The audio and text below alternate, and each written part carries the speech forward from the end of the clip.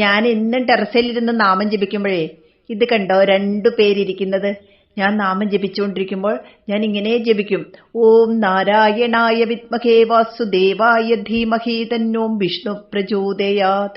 ഓം മഹാലക്ഷ്മിയേ ച വിദ്മഹേ വിഷ്ണുഭഗ്നേ ച ധീമഹി തന്നോ ലക്ഷ്മി പ്രചോദയാത്. ഓം തത്പുരുഷായ വിദ്മഹേ സുവർണപക്ഷായ ധീമഹി തന്നോ ഗരുഡ പ്രചോദയാത്. അങ്ങനെ ജപിക്കുമ്പോൾ ഇതാ തെങ്ങിൽ വന്ന് ഇങ്ങനെ ഇരിക്കുവേ. ഇരുന്നിട്ട് ഞാൻ കുറേ പ്രാവശ്യം ഈ മന്ത്രം ജപിക്കും. അപ്പോൾ എൻ്റെ തലയുടെ മുകളിൽ ഇങ്ങനെ ഒരുപാട് താന്നാണ് വരുന്നത്. ഇന്നലെ ഒരെണ്ണം മാത്രമേ വന്നുള്ളൂ. മിക്ക ദിവസവും 2 പേരും കൂടെ വരും. വലിയ ചിറക്, നല്ല സ്വർണ്ണ കളറിലെ ചിറകുമായിട്ട്. അവർക്ക് എന്തെങ്കിലും ഭക്ഷണം കൊടുക്കണമെന്നുണ്ട്. ഞാൻ ഈ കിളികൾക്ക് കൊടുക്കുന്നതൊക്കെ അവർ ചിലപ്പോൾ വന്ന് കഴിക്കുമായിരിക്കുമല്ലേ. അവർക്ക് എന്താ വെച്ച് കൊടുക്കുന്നേ?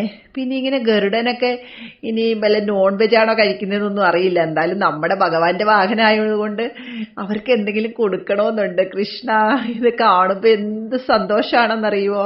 ഹരേ കൃഷ്ണ.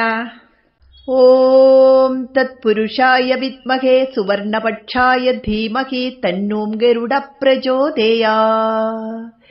ആ നാരായണ ഗായത്രിയും ലക്ഷ്മി ഗായത്രിയും ഈ ഗരുഡ ഗായത്രിയും കൂടെ ജപിക്കുമ്പോൾ ഭഗവാൻ ലക്ഷ്മി സമേതം ഗരുഡന്റെ പുറത്ത് തന്റെ ഭക്തരെ കാണാൻ വരുന്നതാണെന്നാണ് ആചാര്യന്മാരൊക്കെ പറയുന്നത്. ദിവസവും വരും. എത്ര സന്തോഷമാണെന്ന്. മുമ്പൊന്നും ഞാൻ കണ്ടിട്ടില്ല കേട്ടോ. ഇപ്പൊ കുറേ ദിവസമായിട്ടാണ് ഇവർ 2 കൂടി ഇങ്ങനെ വരാൻ തുടങ്ങിയത്. ഹരേ കൃഷ്ണ.